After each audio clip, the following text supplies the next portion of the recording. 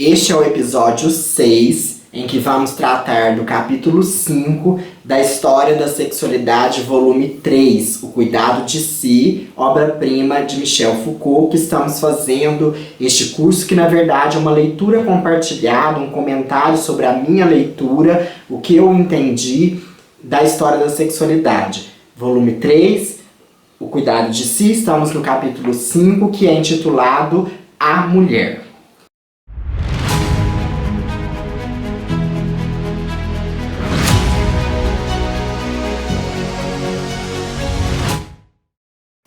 Apesar do capítulo 5 ser intitulado A Mulher, na História da Sexualidade, volume 3, O Cuidado de Si, vamos perceber que Foucault vai abordar aqui o casamento, principalmente tomado sobre a ótica dos gregos clássicos. E por que então que ele recebe o título A Mulher? Porque essa conjugalidade que vai ser tratada, né, essa união afetivo-sexual, ela é baseada no casamento heterossexual, o único possível, então, na cultura grega, né, que perdurou até brevemente, era o único tipo de casamento possível até mesmo nas sociedades ocidentais, o homem e a mulher. Por isso que nós vamos ter depois a questão dos rapazes, né, como uma outra zona de prazer. Foucault inicia assim: os grandes textos clássicos que tratavam do casamento, a Econômica de Xenofonte, a República ou as Leis de Platão, a Política e a Ética Nicômaco, a Econômica do Pseudo-Aristóteles, inscrevem a reflexão sobre as relações conjugais num amplo quadro: a cidade com as leis ou os costumes necessários para a sua sobrevivência e para a sua prosperidade, e a casa com a organização que permite sua manutenção ou seu enriquecimento. Então nós vamos ver que as reflexões sobre as relações conjugais estão pautadas na vida em cidade e na vida do lar, que a gente já falou, se eu não me engano, no volume 2, né? Quando era falado do oikos, do oikos. E o Foucault faz as seguintes problematizações. Deve-se dizer que o casamento tornou-se então uma questão mais insistente e mais frequentemente debatida do que no passado, nesse início aí da era cristã. Deve-se supor que a escolha da vida matrimonial e a maneira de nela se conduzir como convém suscitaram nessa época mais inquietação e que foram problematizadas com mais cuidado. Então ele vai ver que a mudança que há é que nós vamos perceber também uma vivência, né, uma busca não só do casamento como algo institucional e econômico, mas como da vivência entre os dois esposos, né? Então a gente vai ter aí esse cuidado de si, esse descobrimento no outro, né?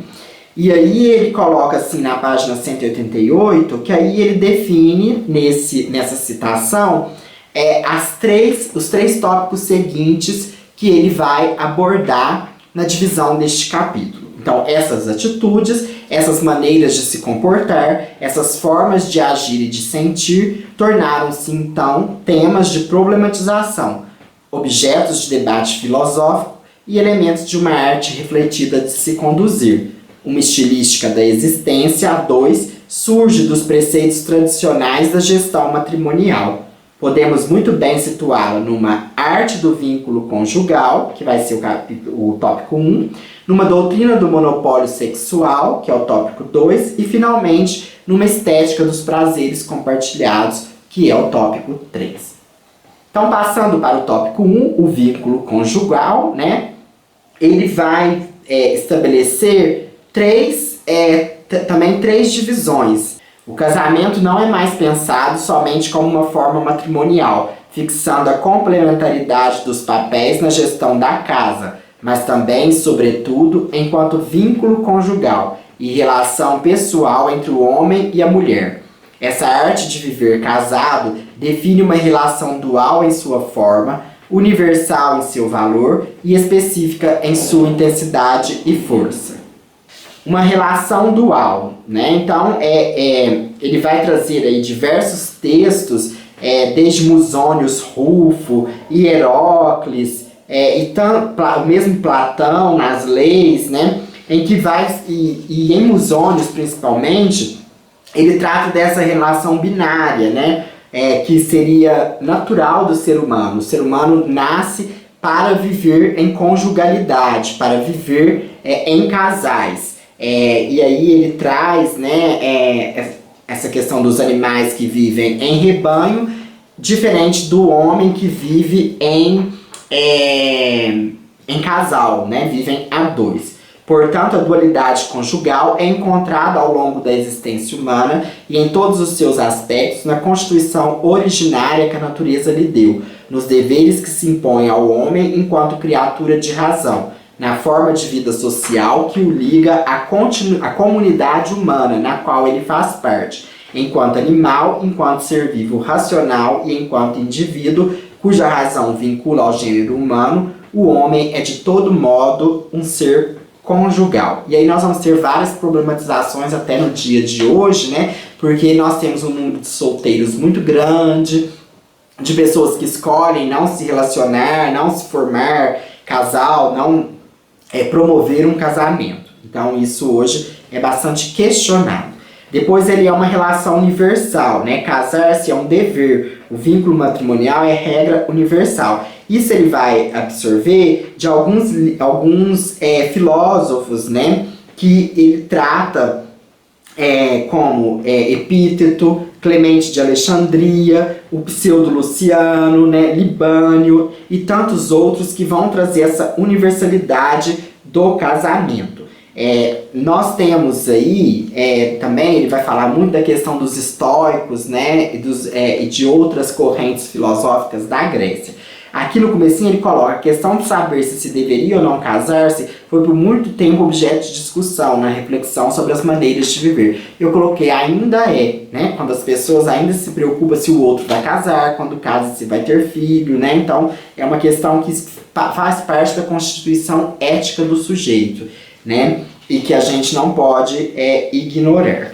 Nessa questão da universalidade do casamento, ou seja, o casamento é para todos, não há quem não esteja aí, para quem não seja o casamento, ele coloca a questão da existência filosófica como uma diferença. Porque entre essas circunstâncias, são circunstâncias que impedem o casamento, há uma que foi por muito tempo objeto de discussão, a escolha da existência filosófica. E isso vai estar principalmente em Musônios, porque Musônios vai acreditar que o filósofo ele vai conduzir a vida de outros e por isso ele não deveria se casar.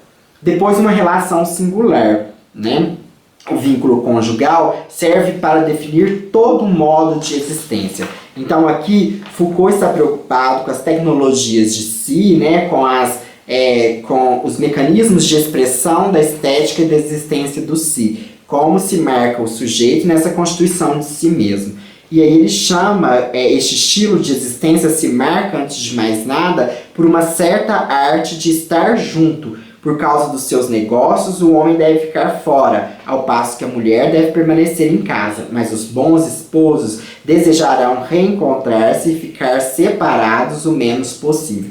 É aquela ideia de unidade, de singularidade, de estreiteza, né? Em que um se completa, aquele negócio das metades das laranjas, vem uma visão romântica ainda nos gregos, mas que vai ser perpassada por diversos tipos de problemáticas. Nos preceitos conjugais, Musônios coloca, aliás, Plutarco, né, coloca 3 tipos de casamento. Os que só são contraídos para os prazeres da cama, os que são contraídos por razão de interesses e aquele que faz a fusão total, né?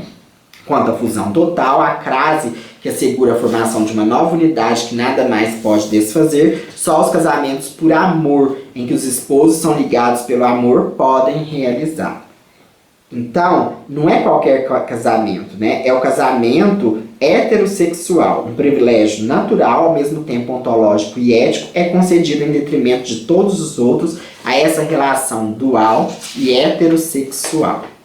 E aí Foucault compreende que a arte da conjugalidade, o matrimônio, é uma das técnicas da existência de si, né, da cultura de si. Ele diz assim: nessas condições compreende-se aquilo que foi, sem dúvida, um dos traços mais particulares nessa arte de ser casado, é que a atenção para consigo e os cuidados com a vida a dois puderam associar-se estreitamente. Se a relação com uma mulher, que é a mulher, a esposa, é essencial à existência, se o ser humano é um indivíduo conjugal cuja natureza se realiza na prática da vida compartilhada, não poderia existir incompatibilidade essencial e primeira entre a relação que se estabelece consigo próprio e a relação que se instaura com o outro. A arte da conjugalidade faz parte integrante da cultura de si, e por isso ele trouxe um capítulo falando da relação de si e da relação com os outros, né? A relação com o matrimônio é uma relação com o outro, mas com um outro diferente que passa a fazer parte de si. É uma afetividade, uma conjunção, né? Uma conjugalidade. Por isso que ele fala dessa maneira. A questão do monopólio. Então ele traz aí, né? Porque esse monopólio seria no sentido de que só existe, né? Só se pode ter a relação sexual dentro do casamento. Tudo que está fora do casamento é considerado adultério. E com isso, então, ele vai ter algumas exceções, né, que nós vamos ver no próximo capítulo, que são os rapazes, né? Não é visto, então, com os rapazes, uma questão de adultério. É visto quando você tem uma relação com outra mulher, porque a conjugalidade só se faz com a mulher. Se não há o papel da mulher, não há conjugalidade, não infringiu as regras. Esse é o pensamento grego. Né? Então o adultério causa dano ao próprio sujeito e aos outros homens enquanto seres humanos. E por fim, ele vem tratar dos prazeres do casamento, né? Porque nem sempre o prazer ele era permitido, digamos assim, no casamento, né? O casamento era um lugar, né? Aliás, o prazer só era permitido no casamento, né? Mas que nem sempre ele era exercido, então por isso que o marido buscava fora, mas desde que não fosse com outra mulher. Então exigia-se aí, né? Essa questão dos prazeres. Ele vai citar os deuses Eros e Afrodite, que é muito negada às vezes entre os gregos. Então traz aí muitas dificuldades. Então nós podemos ver, né, que a mulher aqui é retratada como o lugar do casamento, como esse lugar demarcado, institucionalizado, em que se exerce a ética estética da existência. Concluindo, então nós temos, né, um princípio monopolístico, nada de relações sexuais fora do casamento, uma exigência de deshedonização, ou seja, que as conjunções sexuais entre os esposos não obedeçam a uma economia do prazer, e uma finalização procriadora, que tenham por objetivo o surgimento de uma progenitura. Temos aí os 3 traços fundamentais que marcam a ética da existência conjugal, que certos moralistas desenvolveram no início da época imperial e cuja elaboração deve muito ao estoicismo tardio. Trata-se da universalidade sem lei e de uma estética da existência que, de todo modo, só é praticada por alguns, né? Que é aquilo que eu falei, nós temos um número muito grande de solteiros, então era tomado como regra, mas dá uma regra que era seguida por todos. Essa universalidade ela fica na teoria, nos manuais, nas prescrições, que os gregos eram bons de lançarem manuais, prescrições, para que tivesse uma vida moralmente, né? Então vem muito dessa questão também aí, o cristianismo vai aproveitar muito para dar o seu viés mais rígido e mais sensitório, né? Mais no sentido de censurar, proibir, pecado e tudo, aproveitando dessa questão dessas prescrições que já existiam. E justamente em nome dessa intensificação do valor dos afrodisíacos nas relações conjugais, por causa do papel que se lhe atribui na comunicação entre esposos, só pode para procriação, só pode dentro do casamento e dentro de certas regras, é que se começa a interrogar de modo cada vez mais dubitativo os privilégios que tinha sido possíveis reconhecer no amor pelos rapazes. Então vão imperar dúvidas aí, né? Será que não seria melhor buscar um rapaz? Deve-se ter relações com rapaz ou não? Que será o próximo capítulo.